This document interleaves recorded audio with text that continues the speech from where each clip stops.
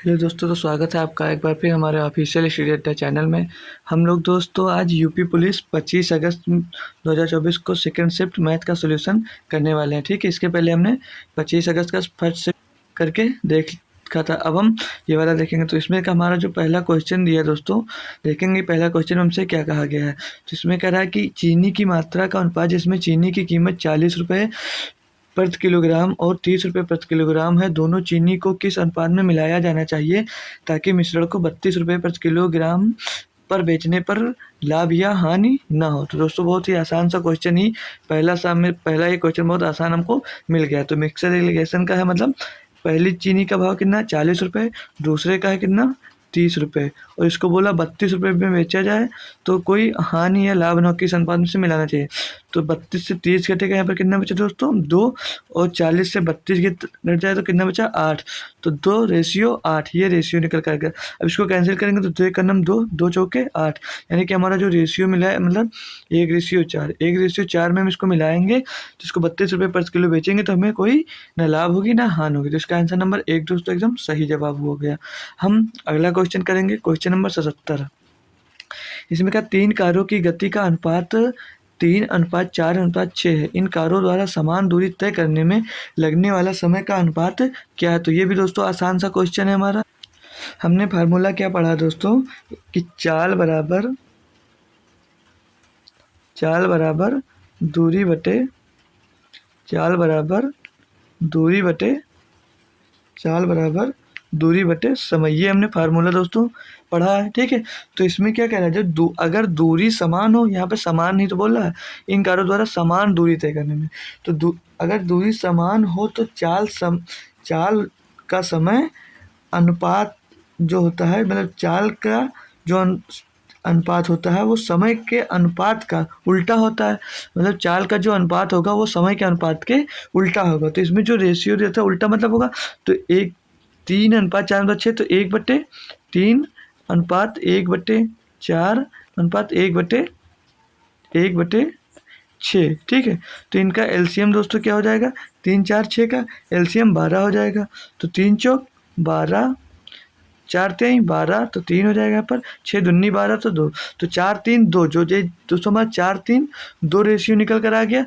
तो इनका दोस्तों क्या हो गया, इनके ये हम के गत जा रहे थे, हमसे पूछा था समय का अनुपात, तो समय का अनुपात क्या हो जाएगा 4:3:2, जो कि ऑप्शन नंबर आपको डी में दिया गया है। बहुत लोग एकदम से उल्टा करेंगे तो ये ऑप्शन कराएंगे, तो ये ऑप्शन बिल्कुल आपका गलत होगा। तो यहाँ पर ये ऑप्शन हमारा एकदम सही जवाब होने वाला है। हम अगला क्वेश्चन करेंगे। इसमें क्या कहा गया है कि एक कार्य को 63 दिनों में कर सकता है, बी ए की तुलना में 40% अधिक कार्यकुशल है, तो उसी कार्य को करने में बी द्वारा लिए गए दिनों की संख्या। तो ये भी बिल्कुल आसान सा क्वेश्चन है। तो हम पहले देखेंगे ए और बी के कार्य का अनुपात देख लेंगे। तो मतलब वो अगर ए 100 कार्य करता है तो वो 40% अधिक कार्य करता है, यानी कि वो मतलब 40 कितना है 40 दोस्तों, वो 40% अधिक कार्यकुशल है। तो ये 100 है तो 140 हो जाएगा। इनका रेशियो क्या हो जाएगा, 20 × 100 और 20 × 140, यानी कि इनका जो कार्य करने का रेशियो है वो 5:7 के हो गया। अब इसमें कहा क्या गया था कि जो दोस्तों ए है वो 63 दिन में काम कर सकता था, तो ए एक दिन में 5 करता है, और तो 63 दिन में कितना करेगा, तो 5 × 63, ठीक इतना वो कार्य करेगा। तो वो पूछा गया किसका कार्य, बी का। तो बी कितना करता है, एक दिन में 7 करता है, तो बट्टे में ये 7 आ जाएगा, तो 7×9 = 63 हो जाएगा। तो 7 × 7 7, 7×9 = 63। अब 5 का गुणा 9 में होगा, यानी कि 5×9 = 45। तो 45 डेज में बी इस कार्य को दोस्तों कंप्लीट कर देगा। जो एक कार्य को 63 दिन में करता था उसे बी 45 दिन में कर देगा। तो ये भी क्वेश्चन आपको समझ में आ गया होगा। अब हम इसका अगला क्वेश्चन करते हैं। तो अगला क्वेश्चन क्या है कि यह 6 छात्रों का औसत भार 50 kg, यानी कि 6 छात्र हैं, उनका औसत भार 50 kg, तो गुणा हो जाएगा, तो 6×5 = 30, यानी कि 300 kg हो जाएगा। फिर क्या कहा है, 2 छात्रों का औसत वजन कितना है 53, तो 2 छात्रों का औसत वजन कितना है 53, तो 53 का 2 से गुणा होगा तो कितना आ जाएगा दोस्तों 106 आ जाएगा।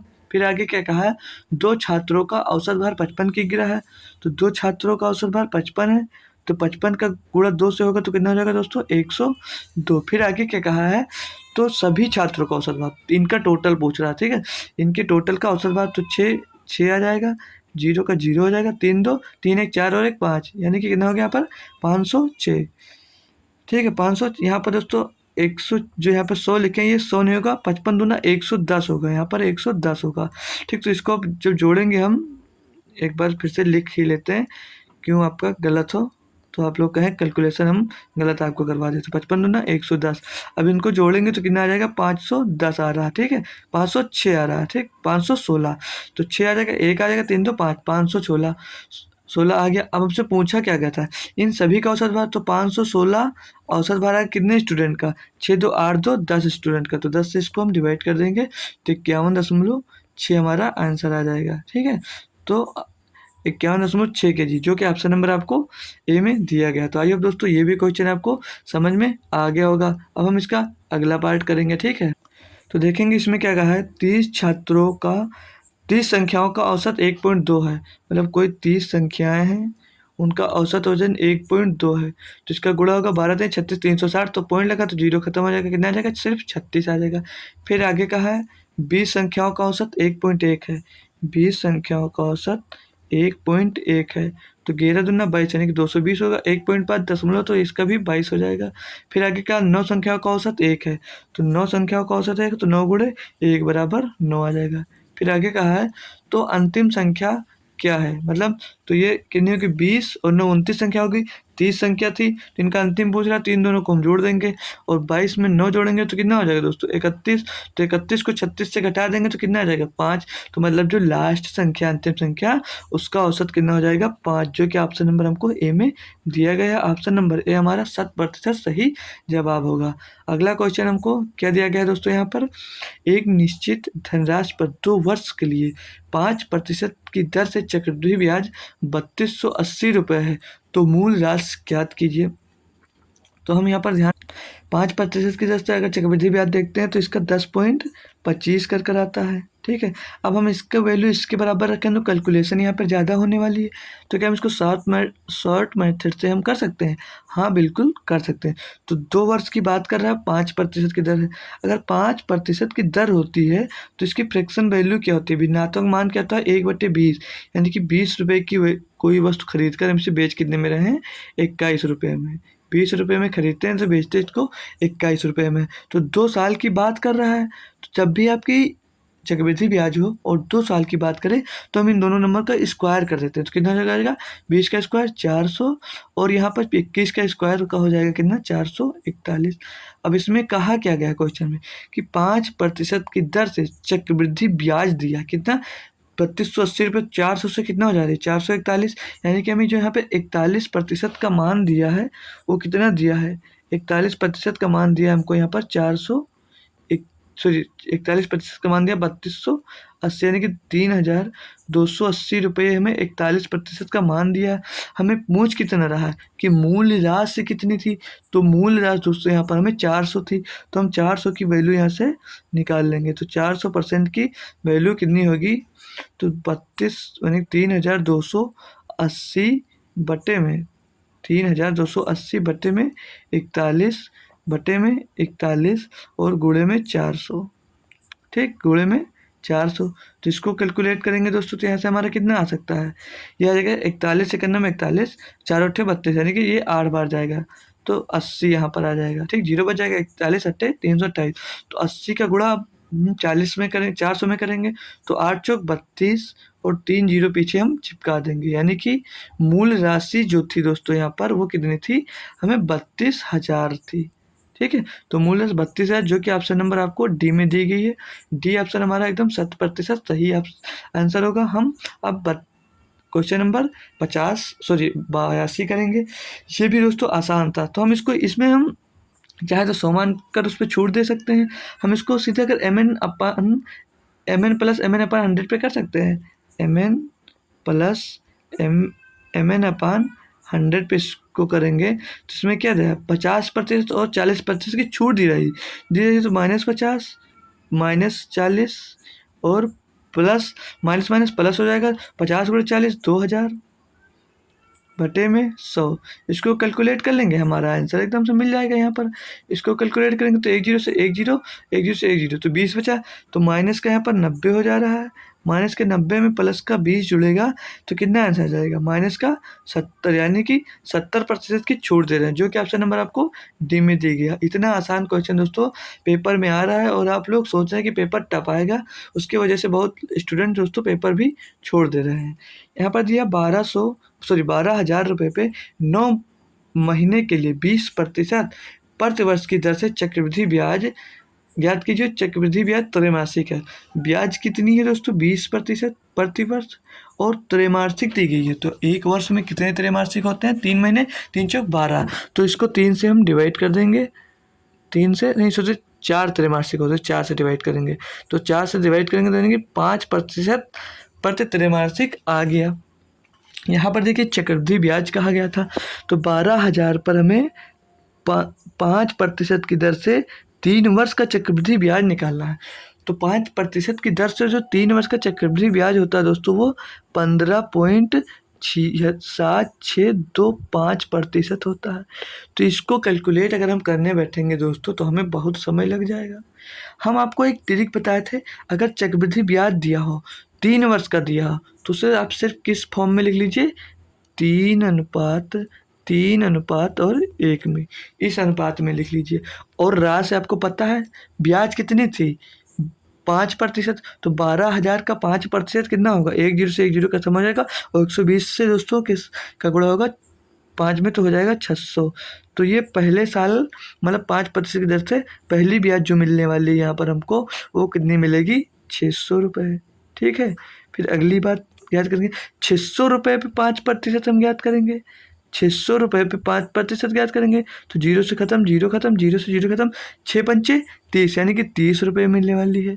फिर हम 30 रुपये का भी 5% निकाल लेंगे, 30% का भी 5% निकालेंगे, तो 30 पंचे कितना होता है, 150, 150 बट्टे 100, यानी कि कितना हो जाएगा, 1.5। अब हम क्या करते थे इसमें, हम करते थे दोस्तों 600 को गुणा 3 में करेंगे तो कितना हो जाएगा, 1800 रुपये। फिर सेम को हम इसमें करेंगे और जोड़ देंगे, 30 का गुणा 3 में करेंगे तो 90 रुपये।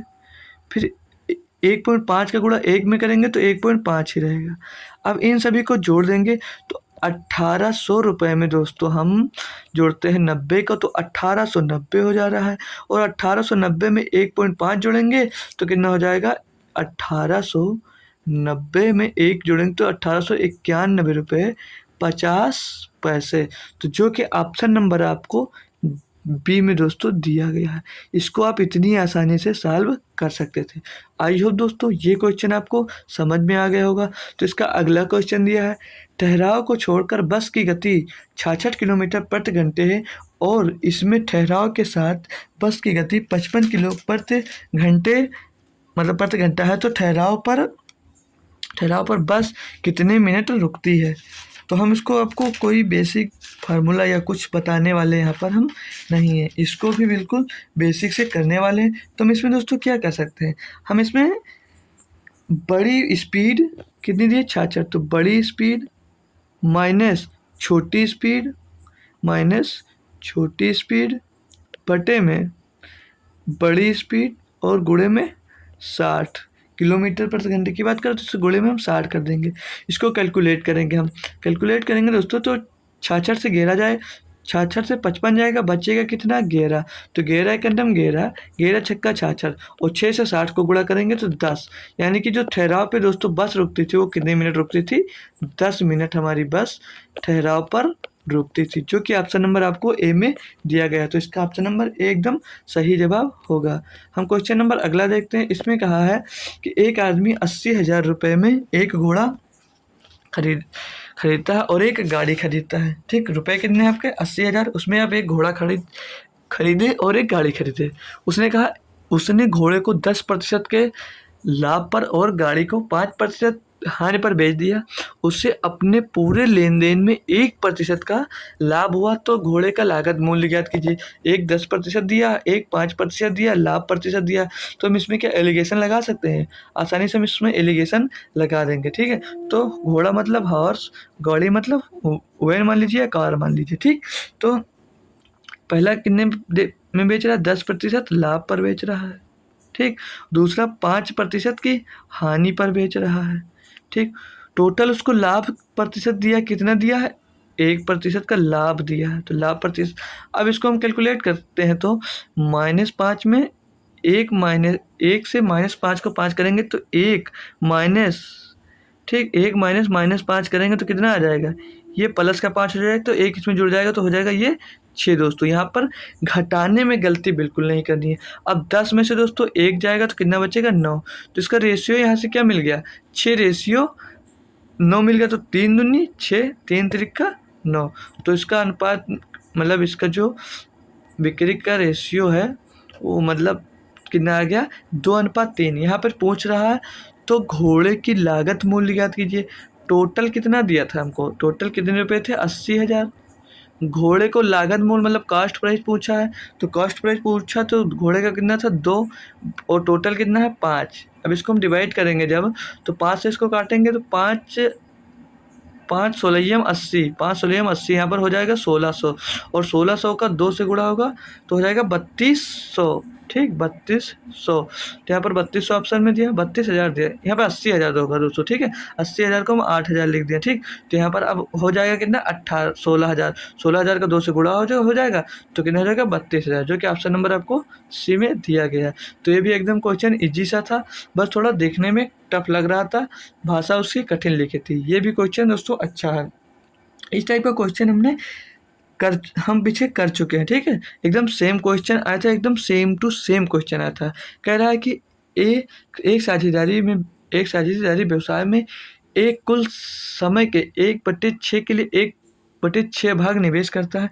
मतलब ए हम लिख लेंगे किसकी किसकी बात कर रहा है, ए और बी की बात कर रहा है और सी की भी बात कर रहा है, ठीक। तो एक पूंजी 1/6 समय के लिए यूज करता है, 1/6 पूंजी 1/6 समय के लिए यूज करता है। इनका हम यहाँ से रेशियो निकालेंगे। बी की बात कर रहा है 1/4 पूंजी 1/4 समय के लिए यूज करता है।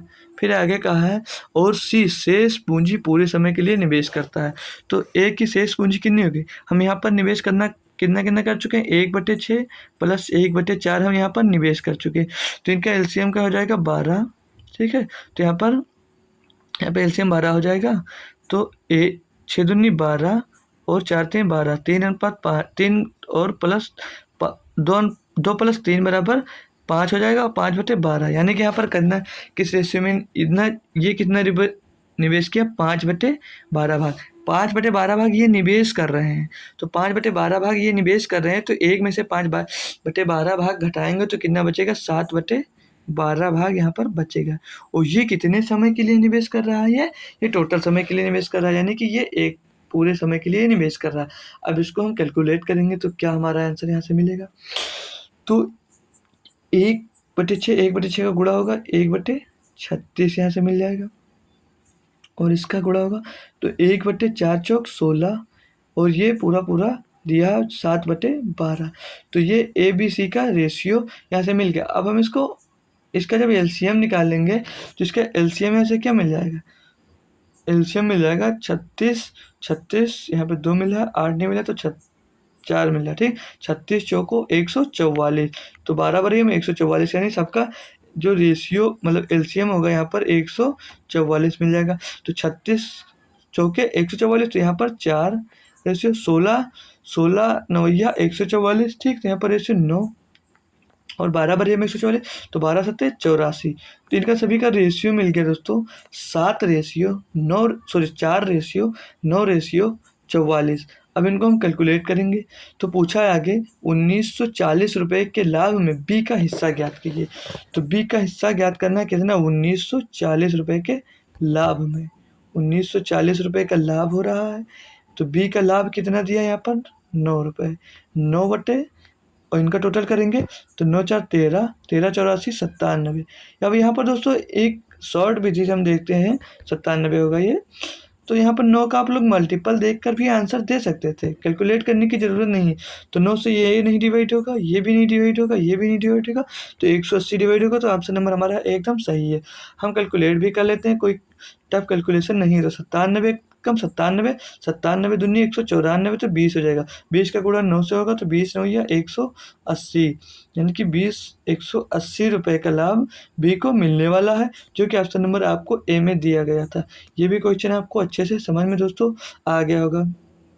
अगला क्वेश्चन दिया है, यदि विक्रय मूल्य का 7% और क्रय मूल्य के 8% के बराबर और यदि विक्रय मूल्य का 9%, क्रय मूल्य का 2% या 10% अधिक है तो क्रय मूल्य और विक्रय मूल्य ज्ञात कीजिए। इस क्वेश्चन को हम दोस्तों कह सकते थे अच्छा क्वेश्चन पूछा इसने, बट टफ नहीं था। अब इसमें क्या दिया था हमको, क्वेश्चन में दिया था विक्रय मूल्य का 7%, मतलब सीपी का, सॉरी सेलिंग प्राइस का, ठीक, सेलिंग प्राइस का 7%, सेलिंग प्राइस का 7% किसके बराबर है, क्रय मूल्य के 8% के बराबर है, क्रय मूल्य के 8% के बराबर है। तो यहाँ पर सीपी, एसपी और सीपी का रेशियो क्या मिल जाएगा, 8/7, परसेंटेज से परसेंटेज कैंसिल हो जाएगा, तो 8/7 मिल जाएगा। आगे क्या कहा है कि विक्रय मूल्य का 9%, मतलब विक्रय मूल्य जो है सेलिंग प्राइस है उसका 9%, तो इसका 8 का 9% कितना होगा, 9 8 72, 100 से भाग करेंगे तो 0.72 आ जाएगा, 0.72 आ जाएगा। आगे कहा है क्रय मूल्य के 2 रुपये से 10% रखिए, तो जो क्रय मूल्य है इसका 10%, तो क्रय मूल्य का 10% कितना मिल जाएगा दोस्तों, इसका क्रय मूल्य कितना मिल जाएगा, 0.70। तो कह रहा है अधिक है, मतलब इनसे कितना अधिक है, तो इनका डिफरेंस से कितना अधिक है, तो इनका डिफरेंस 2 अधिक है, तो इनका डिफरेंस आ जाएगा 0.02 बराबर 2 रुपये। तो 1 रुपये बराबर कितना मिल जाएगा दोस्तों, 2/0.02, तो ऊपर हो जाएगा 200, 200 को 2 से भाग करेंगे तो 100, 1 बराबर यहाँ पर 100 मिल गया। पूछ क्या रहा है, क्रय मूल्य और विक्रय मूल्य का रेशियो यहाँ से पूछ रहा है। तो क्रय मूल्य आपका कितना है यहाँ पर दोस्तों, 7 दिया है, तो 7 बराबर कितना हो जाएगा, 700, ठीक। और विक्रय मूल्य पूछ रहा है, तो विक्रय मूल्य 8 बराबर कितना दिया है, तो दोस्तों 800 रुपये। तो ऑप्शन नंबर आपका यहाँ पर सही होने वाला है, जो वो ऑप्शन नंबर डी एकदम सही जवाब होने वाला है, ठीक है। तो हम इसे भी कैलकुलेट कर लिए, आंसर आ गया इतनी इजी से। अब हम अगला क्वेश्चन करते हैं। इसमें दिया है 39 व्यक्ति प्रतिदिन 10 घंटे काम कर 12 दिनों में एक सुरंग की मरम्मत करते हैं, तो 30 व्यक्ति प्रतिदिन 6 घंटे कार्य करके कितने दिनों में पूरा कर सकते हैं। तो एम डी एच M1 गुणे D1 गुणे H2 गुणे M2 गुणे D2 गुणे H2, इस पर हम वैल्यू पुट कर देंगे। तो 39 व्यक्ति 12 दिन में 10 घंटे काम कर एक काम को पूरा कर सकते हैं, तो सेम कार्य को 30 व्यक्ति 6 घंटे काम कर कितने दिनों में पूरा करेंगे, इसको कैलकुलेट कर लेंगे, यहीं से हमारा दोस्तों आंसर आ जाने वाला है। क्या ही दिक्कत था क्वेश्चन में, 6 का नम 6, 6 दूनी 12, 5 छक्के 30, 5 दूनी 10, 2 तिहाई 6, 3 का गुणा इसमें होगा किसमें, 13 में, 39 में, 13 कम 3, 3 3 9। अब इसको और कैलकुलेट करें, अब कैलकुलेट होगा तो डी बराबर कितना मिल जाएगा दोस्तों, डी बराबर जो मिल जाएगा यहाँ से हमको, डी बराबर 13 गुणे 2 बराबर 26 दिन। तो यानी कि 30 व्यक्ति 6 घंटे काम कर उस काम को 26 दिन में पूरा कर सकते हैं। तो ऑप्शन नंबर आपका सी एकदम 100% सही जवाब हो जाने वाला है। यहाँ पर अगला क्वेश्चन दिया है हमको, वह सबसे बड़ी संख्या जिससे 990 1330 को विभाजित करने पर क्रमशः 6 और 10 शेषफल बचता है। तो इसमें 990 को डिवाइड करने 6 शेषफल बचता है, तो यानी कि हमारी संख्या क्या हो जाएगी, 984। अगले में कहा है 1330 को विभाजित करते हैं तो 10 शेषफल मिलता है, 10 शेषफल मिलता है, यानी कि 1320 संख्या हो जाएगी। अब हम इसमें कहा है कि सबसे बड़ी संख्या, तो इसको ऑप्शन से करिए, आप इसमें और कोई ऑप्शन मत लगाइए। तो सबसे बड़ा ऑप्शन 35 दिया, तो 35 का मल्टीपल हो सकता है, इसको हम 5 गुणे 7 में कर सकते हैं। तो 5 का मल्टीपल 984 हो नहीं सकता, तो ये ऑप्शन हमारा गलत हो गया। फिर दूसरा सबसे बड़ा नंबर दिया है 24 गुणे 24 दिया, तो 24 को किस फॉर्म में लिख सकते हैं हम, 4 गुणे 6 में ले सकते हैं। वैसे 24 इतना बड़ा भी नंबर नहीं है, ठीक। तो हम 4 से इसको डिवाइड करके देख लेते हैं। 4 दूनी 8, 4 चौक 16, 4 छन 24 कट रहा है ये।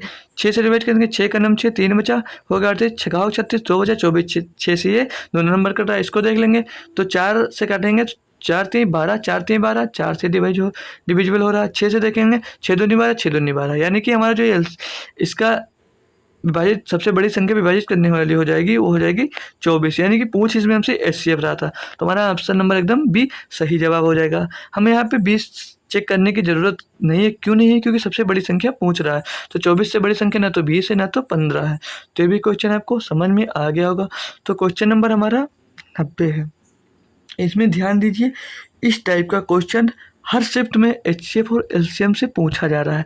तो हमें जो नंबर दे रखे हैं वो 0.7 दे रखे हैं, दूसरा दे रखा है 0.35 दे रखा है, 3 5 दे रखा। अगला नंबर हमें क्या दिया यहाँ पर 1.05 दिया। तो यहाँ पर देख रहे हैं 2 अंक बाद 2 अंक बाद दशमलव होती है, यहाँ पर हम फिर 2 अंक बना लेंगे, यहाँ पर भी हम 2 अंक बना लेंगे। अब हम यहाँ से भी दशमलव हटा देंगे, यहाँ से भी दशमलव हटा देंगे, यहाँ से दशमलव हटा देंगे।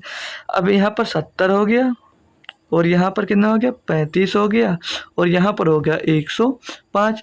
तो 35 जो नंबर है, 35 से 70 भी डिवाइड हो रहा, 35 भी डिवाइड हो रहा, 105 भी डिवाइड हो रहा, तो वो नंबर हमारा कितना हो गया 35। और हमने दशमलव कितने अंक बाद हटाए थे, तो हम 2 अंक बाद लगा भी देंगे, तो हमारा जो आंसर हो जाएगा वो 0.035 हो जाएगा, ठीक। 2 अंक बाद हम दशमलव यहाँ से हटा रहे थे, तो एलसीएम निकालने के बाद आप 2 अंक बाद दशमलव लगा दीजिए। इतना इजी क्वेश्चन था, ठीक है, इसको हम कर सकते थे। अब हमें टाइम एंड डिस्टेंस का क्वेश्चन है, जिसमें कहा एक ट्रेन 79.2 किलोमीटर प्रति घंटे की गति से चल रही है, या 7 सेकंड में एक खंभे को पार कर सकती है, तो ट्रेन की लंबाई ज्ञात कीजिए। तो ट्रेन की लंबाई हमें यहाँ पर ज्ञात करना है। तो लंबाई बराबर क्या होता है दोस्तों, बराबर होता है स्पीड इंटू टाइम। लंबाई मतलब हो गया distance, distance is equal to speed into time, speed into time, ठीक है, ये हमें निकाल कर दिखाना है। तो ट्रेन की गति कितनी है दोस्तों 79.2, ये किलोमीटर पर घंटा हमें आंसर दिया है हमको सब मीटर पर सेकंड में, तो इसमें गुणा हो जाएगा 18/5 से। इसमें गुणा किसका आ जाएगा दोस्तों, सॉरी 18/5 से हम किलोमीटर पर घंटे में बनाने के लिए गुणा करते हैं, इसे मीटर पर सेकंड में बना तो 5/18 से गुणा होगा। फिर 7 सेकंड में ये खंभे को पार कर रहा है, तो 7 से आप इसमें मल्टीप्लाई कर देंगे। 7 से दोस्तों मल्टीप्लाई कर रहे हैं, जो स्टूडेंट थोड़ा सा भी दिमाग लगाया होगा तो इसमें 7 का मल्टीपल ढूंढ लिया होगा, तो 7 दूनी 14, ये आंसर नहीं हो सकता, ठीक। 7 से स्कोर करेंगे, 7 एकम 7 बटा 4 हो गया, 7 छंग 42, ये भी ऑप्शन नहीं हो सकता। 7 से स्कोर करेंगे, 7 एकम 7 बटा 5 हो गया, 7 एकम 7 बचा 5 हो गया 56, 7 8 56, तो ये भी आंसर हो सकता है। इसको देखेंगे 7 दूनी 14, 7 दूनी 14, तो ये भी ऑप्शन हो सकता है। तो अब हमें दोस्तों इसको कैलकुलेट ही करना पड़ेगा, ठीक है, कैलकुलेट कर लेंगे। तो इसको काटेंगे जब हम, तो 18 से काटेंगे इसको, तो 18 चौक 72, कितना बचा 7 हो गया 72, तो फिर पॉइंट लगाएंगे 18 चौक 72, 4.4 गुणे 5 यानी कि 44 गुणे 5 होता है 220, और 220 1 पॉइंट बाद दशमलव, तो सिर्फ 22 रहने देंगे। फिर 22 का गुणा हम करेंगे 7 से, तो 7 दूनी 14 के 4 हंसी लाए 1, 7 दूनी 14 1 15, यानी कि 154 मीटर है किसकी ट्रेन की लंबाई। अब ऑप्शन नंबर हमारा डी यहाँ पर सही हो जाएगा, और सी ऑप्शन हमारा यहाँ पर गलत हो जाएगा, ठीक है। तो ऑप्शन नंबर डी हमारा यहाँ पर सही जवाब हो गया। हम अगला क्वेश्चन करेंगे।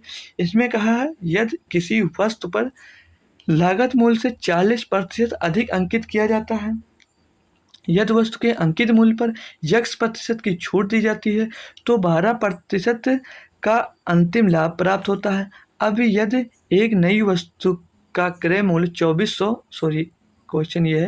2400 रुपये है और x% लाभ वांछित है, तो उस नई वस्तु का विक्रय मूल्य ज्ञात कीजिए।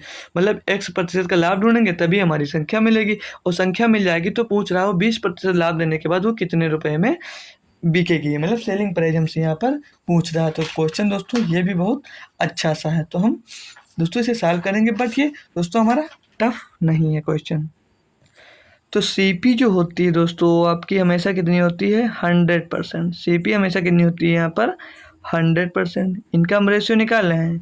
फिर कहा क्या है कि यदि वस्तु के अंकित मूल्य पर x% की छूट दी जाती है, मतलब अंक मतलब 40% अधिक करता है, तो जो मार्क प्राइज है उस पे 40% वो अधिक करेगा तो कितना हो जाएगा 140%। ठीक।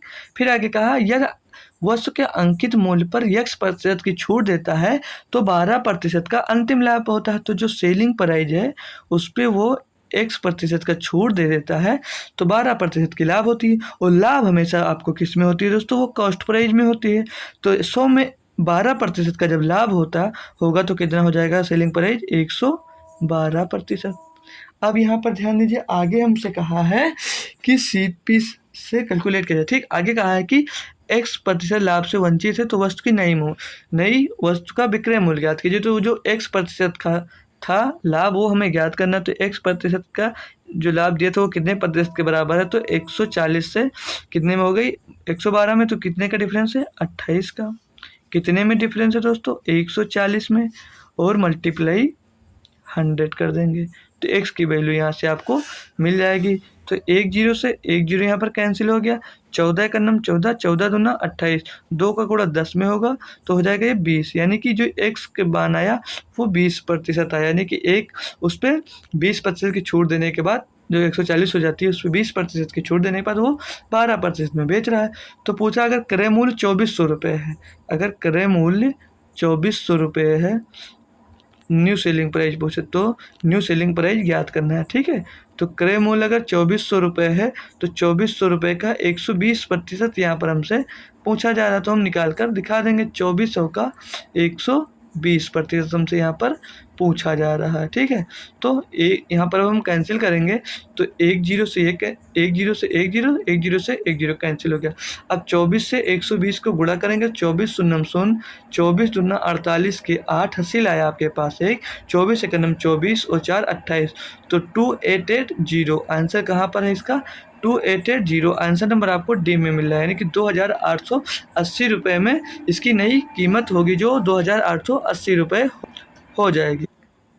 क्वेश्चन में दिया, अगले क्वेश्चन में 300 वस्तुओं का विक्रय मूल्य 500 वस्तुओं के क्रय मूल्य के बराबर है तो हानि या लाभ प्रतिशत ज्ञात कीजिए। मतलब कह रहा है 300 वस्तुओं का कॉस्ट प्राइस 500 वस्तुओं के सेलिंग प्राइस के क्रय मूल्य के, मतलब इसका विक्रय मूल्य। तो यहाँ पर जो ये दिया है ये सीपी दिया है, ठीक है, ना कि एसपी दिया है, ना कि हमें यहाँ पर सीपी दिया है। ठीक है, तो 300 वस्तुओं का सेलिंग प्राइस 500 वस्तुओं के कॉस्ट प्राइस के बराबर है, तो ये जीरो से जीरो कैंसिल कर लेंगे, हमारा कैलकुलेशन आसान हो जाएगा। तो SP अपान CP का वैल्यू क्या आ जाएगी SP अपान CP, तो SP इज इक्वल टू 5 और CP इज इक्वल टू 3। आगे कह रहा है मूल्य के बराबर है तो हानि या लाभ प्रतिशत ज्ञात कीजिए। तो 3 रुपये में खरीद कर आप 5 रुपये में बेच रहे हैं तो कितने का लाभ हो रहा है 2 का लाभ हो रहा है। किस में हो रहा है 3 में लाभ हो रहा है, गुणे में 100 इसको कर देंगे तो कितना आंसर आ जाएगा दोस्तों 200/3। और 200/3 क्या होता है दोस्तों 66.6666%, जो कि ऑप्शन नंबर आपको यहाँ पर दिख रहा है डी में। हम इसको कैलकुलेट करके दिखाते हैं इसके अकॉर्डिंग। 3 छक 18, 2 बचा 20 हो गया, 3 छक 18 और कितना बचा 3 छक 18, फिर बचा कितना ऊपर 2/3%। ठीक है, तो ये आंसर हो गया। इसको ऐसे भी कैलकुलेट कर सकते हैं और इसका आंसर ऐसे भी कैलकुलेट कर सकते हैं। तो ये भी क्वेश्चन आपको समझ में आ गया होगा। ये क्वेश्चन दोस्तों बहुत ही अच्छा होगा। इसमें अगर किसी ने आंसर दिया है तो क्या हमारे सॉल्व करने से पहले आप लोग क्वेश्चन का आंसर दे सकते हैं कमेंट में। तो अब हम इसको सॉल्व करने वाले हैं, हम सॉल्व करा रहे हैं। कह रहा है एक विद्यार्थी 6 प्रश्न पत्रों की परीक्षा दी, प्रत्येक प्रश्न पत्र के लिए अधिकतम अंक एक समान है। इस प्रश्न पत्रों में उसके प्राप्तांक 5:6, 7, 8, 9, 10 के अनुपात में है। कुल मिलाकर उसने 60% अंक प्राप्त की। उसने कितने प्रश्न पत्रों में अधिकतम अंकों के 60% अंक प्राप्त किए हैं। दोस्तों क्वेश्चन बहुत ही अच्छे लेवल का है, हम देखेंगे। पहले इनके पेपरों का अनुपात देख लेंगे, 5:6, 7, 8, 9, 10। ठीक है, टोटल प्रश्न पत्रों की संख्या कितनी थी 6, यानी कि हम 100 मान लेंगे तो 600 हो जाएगा। ठीक है, 100 नंबर का एक पेपर मानेंगे तो 600 नंबर हो जाएगा। इसका पूरा कुल मिलाकर 60%, इसका 60% दोस्तों यहाँ पर कितना होगा, 600 का 60% होता है, 600 का 60% होता है, 600 का 60% होता है दोस्तों 360, छका हो 36, 600 का 60% होता है 360। ठीक, तो कहा है कि उसने कितने प्रश्न पत्रों में अधिकतम अंक प्राप्त किए, तो इनको जोड़ेंगे तो 10 9 19, 19 8 27, 27 7 34, 34 6 40 और 5 45, 45 बराबर इसमें क्या दे रखा है, इधर ही लिखेंगे ताकि इधर बाद में हम लिख सकें। तो 45 बराबर इसमें दे रखा है दोस्तों 360। तो 45, एक की वैल्यू यहाँ से क्या आ जाएगी, एक की वैल्यू आ जाएगी कितनी, 45 नवैया 360 होता है। कितना होता है, सॉरी 45 नवैया नहीं होगा, 45 दूना 90 9 36, 45 अट्ठे 360 होता है। तो एक की वैल्यू 8 मिल गई, तो 5 की वैल्यू कितनी होगी, 8 पंचे 40, 6 की वैल्यू कितनी मिलेगी, 6 की वैल्यू यहाँ से मिलेगी 48, फिर 7 की वैल्यू कितनी हो जाएगी, 7 अट्ठे 56, 8 की वैल्यू कितनी हो जाएगी, 8 अट्ठाई 64, 9 की वैल्यू कितनी हो जाएगी 72, 10 की वैल्यू कितनी हो जाएगी 80। कहा है कि उसने प्रत्येक प्रश्न पत्रों में अधिकतम अंकों के 60% अंक प्राप्त किए, मतलब 300 का 60% कितना होगा, 60 ही होगा दोस्तों। तो कितने, मतलब कितने विषयों में वो 60 अंक से कम अंक प्राप्त किया है। ठीक है, तो 60% पूछा था, इनका 60% 60 ही होगा। 60 नंबर से कितने में नंबर कम आए हैं कितने विषयों में, तो 60 से कम ये है और ये है, ये, यानी कि 3 सब्जेक्ट ऐसे हैं जिसमें उसका 60 नंबर से कम नंबर आया है, जो ऑप्शन नंबर आपको सी में दिया गया है। तो इसका ऑप्शन नंबर सी आंसर हो जाएगा दोस्तों। आई होप ये क्वेश्चन भी आप समझ गए होंगे। ये क्वेश्चन दोस्तों देखेंगे, ये क्वेश्चन रीजनिंग का था, बट हम यहाँ पर ले लिए, तो इसको कैलकुलेट करेंगे। तो ये जो 5√3 दिया गया है, तो 5√3 लिख लेंगे इसको हम, प्लस में ये जो 243 दिया तो इसको 81√3 लिख सकते हैं। तो 81 को बाहर करेंगे तो 9√3 हो जाएगा। इसकी वैल्यू क्या जाएगी दोस्तों, यहाँ पर 24 पॉइंट और जोड़ लेते हैं। ठीक, अब 15 9 9 5 14√3, 14√3 की वैल्यू यहाँ से हमें दी गई है 24.249। फिर आगे क्या कहा है, तो 192 प्लस 15√3 का मान ज्ञात कीजिए। तो 122 का कोई मल्टीपल आप ढूंढ लीजिए जिसको अंडर रूट से आप बाहर कर सकते हैं। तो इसका दोस्तों मल्टीपल हो जाएगा हमारा 15, 64 गुणे 3, तो 64 को बाहर करेंगे तो 8√3 आ जाएगा। ठीक है, 8√3, 64 गुणे 3 लिखेंगे दोस्तों तो हो जाएगा 192 प्लस 15√3, यानी कि 15 8 23√3 का मान दोस्तों दिया गया है। तो अब इसको कैलकुलेट करेंगे आप, √3 का मान 1.732 रखकर इसमें गुणा कर लेंगे, इसके बराबर ये हो जाएगा। फिर यहाँ पर इसकी वैल्यू आप लोग √3 की वैल्यू भी रखकर इसमें आप लोग इसे निकाल सकते हैं दोस्तों। हम अब आप लोग इसको अपने आप से कैलकुलेट कर लीजिएगा। हम इसका अगला क्वेश्चन कराएंगे। ये दोस्तों रीजनिंग का भी क्वेश्चन था, इसीलिए हम उसे हटा दिए हैं। अब हमारा अगला क्वेश्चन डीआई का है। नीचे दिए गए बार ग्राफ दो लगातार वर्षों 2006-2007 के दौरान एक प्रकाशन कंपनी का 6 शाखाओं में पुस्तक की बिक्री 1000 में दर्शाता है। तो क्वेश्चन क्या कहा है इसमें हमें, दोनों वर्षों के शाखा A2 की कुल बिक्री का दोनों वर्षों के लिए शाखा A4 की कुल बिक्री का अनुपात पूछा है। तो A2 दोस्तों ये दिया गया है और A4 हमें ये दिया गया है। तो 70 + 65 रेशियो 85 + 85 + 95 85 + 95, इसको जोड़ेंगे तो 75 में 65 जोड़ेगा तो दोस्तों 140 हो जाएगा। इसको जोड़ेंगे तो 5 5 10 9 8 17 1 18, यानी कि 140 रेशियो 180 आया। अब इसको अगर हम 20 से सीधे डिवाइड कर देते हैं तो 20 सत्ते 140, 20 नवैया 180, 7 अनुपात 9। तो ये ऑप्शन नंबर आपको सी में दिया गया। तो ये भी क्वेश्चन हमारा कंप्लीट हो गया दोस्तों। तो आई होप सारे क्वेश्चन आपको दोस्तों पसंद आए होंगे। ठीक है, सारे क्वेश्चन जो हमने अभी तक हल कराए वो सारे क्वेश्चन आपको पसंद आए होंगे। सारे क्वेश्चन बिल्कुल बेसिक से नहीं थे दोस्तों, सब आपके लॉजिक वाइज थे, मतलब आप सीधे आंसर ला सकते थे शॉर्ट मेथड से। तो आइए दोस्तों, आज हमने जो सेट सॉल्व कराया है वो आपको समझ में आया होगा। आज हमारा जो सेट था वो दोस्तों 25 अगस्त का सेकंड शिफ्ट था। कौन सा था? 25 अगस्त का सेकंड शिफ्ट था। हमने सेकंड शिफ्ट भी सॉल्व कर लिया। अब हम जो सॉल्व करेंगे वो 30 तारीख का फर्स्ट शिफ्ट हम सॉल्व कर कर आपको आंसर 30 तारीख को दे देंगे। फिर वहाँ से आप उसकी आंसर की मिला देना। तो अगली हमारी जो क्लास होगी वो 30 अगस्त की फर्स्ट शिफ्ट के पेपर की दोस्तों क्लास होने वाली है। और भी इसमें जो एग्ज़ाम में आने वाले क्वेश्चन हैं उनको हम अलग से दोस्तों सॉल्व करा रहे हैं। आप लोग उसकी प्लेलिस्ट भी दी गई है इंपॉर्टेंट क्वेश्चन की, तो आप वहाँ से जाकर उसको भी देख सकते हैं। ठीक है दोस्तों, तो आई होप आपने हमारे चैनल को सब्सक्राइब कर रखा होगा। नहीं किया है तो दोस्तों सब्सक्राइब कर लीजिए, ताकि अन्य आने वाले पेपरों में जो भी क्वेश्चन हो उसको सॉल्यूशन आपको हम दे सकें और आप सॉल्यूशन को अच्छे से जल्दी पा सकें। तो थैंक यू सो मच।